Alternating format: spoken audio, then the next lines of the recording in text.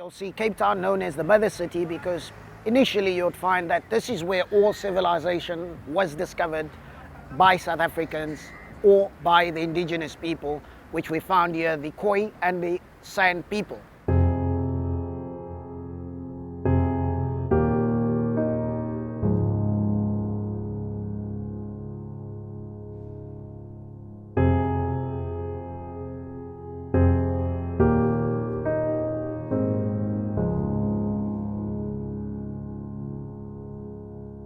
All started back in the 1600s when the first Portuguese descendants arrived here. That was in 1487. And the later stages you'd find the influence of the Dutch, which then became the first discovery also, and now today commonly known as the wine capital of the world.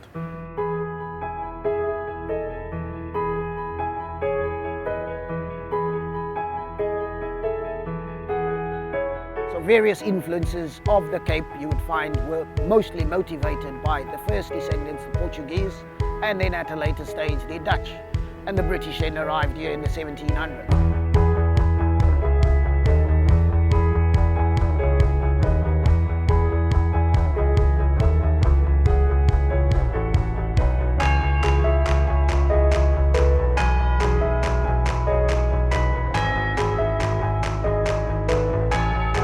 That Cape Point specifically is the most southwestern point of the African continent. A lot of people misunderstand that and say that is where the two oceans meet, the Atlantic and the Indian Ocean.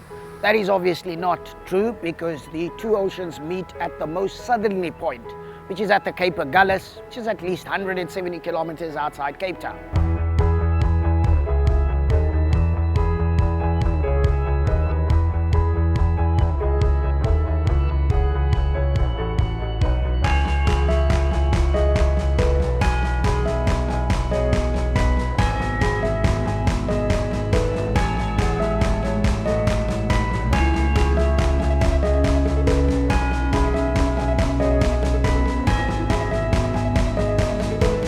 Obviously, that also in the two ocean meeting points there is an imaginary line.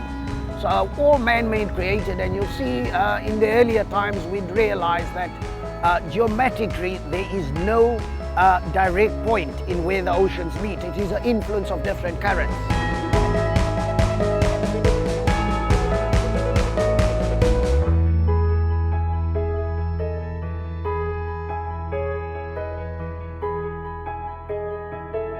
Cape Point obviously being the most southwestern point of the African continent, initially when the first descendants crossed, initially wanting to find the route to the east, which was India. They then obviously stumbled across the point which they at first thought and first crossed. They actually thought they were in India, but later realized that the conditions, the swells, were automatically not favorable to being in India, and they then discovered that this was an independent colony, which was then named by Vasco da Gama himself as the Cape of Good Hope. The cable car has now officially, just 2 days ago, officially has Table Mountain made it possible for the 25th million visitor. Up as far as 1929 when T-Mac, which is the operation that runs the cable car from the lower station to the top of Table Mountain, which is 1,067 meters up to the top. They have now officially been operating that establishment from 1929.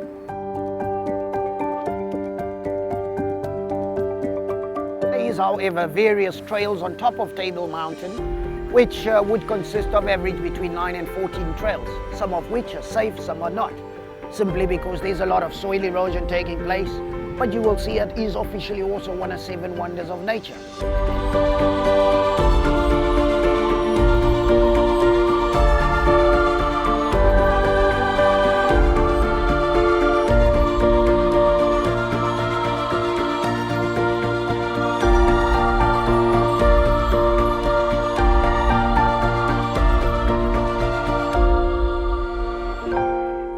The easier way up to Table Mountain would be an easy 2.5-hour trail, which you could hike up. For those that are energetic, walk in the park.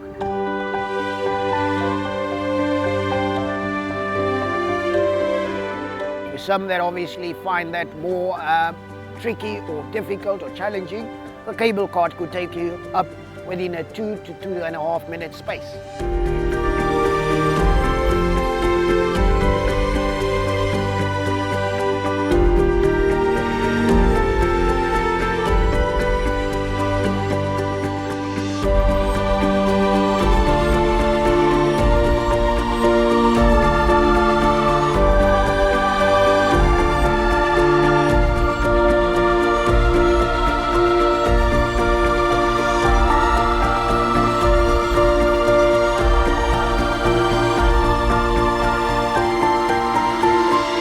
Discovery obviously of Table Mountain was also by a Portuguese sailor who is Antonio Saldanha.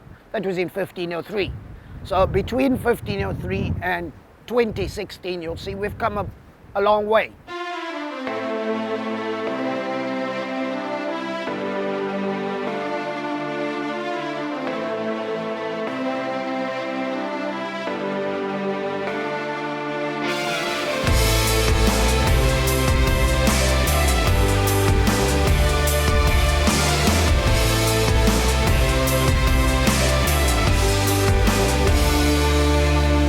To be honest with you, like I said initially, I'm born and bred in Cape Town, and with the type of privilege I do have in the type of industry I'm in, I do get to travel the country quite profoundly. But in any avenue, I will honestly say to you, as much as I travel the country quite a bit, there is no place like home.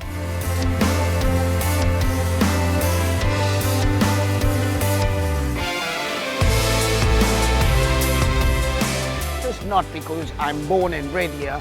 I can honestly tell you, when it comes to one of two things very close to my heart, it's two things I'm very passionate about, very close to my heart. That is food and women, in the exact same order. And we do have the very best of both in Cape Town.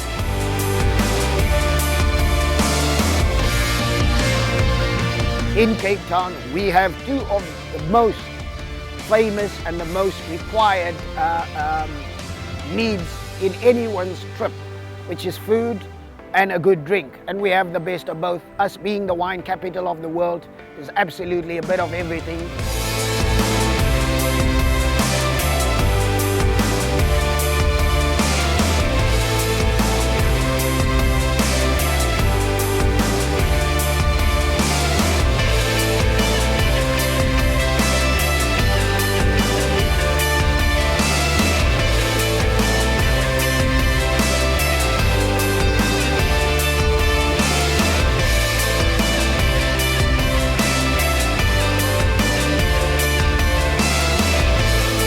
Cape Town is absolutely fantastic.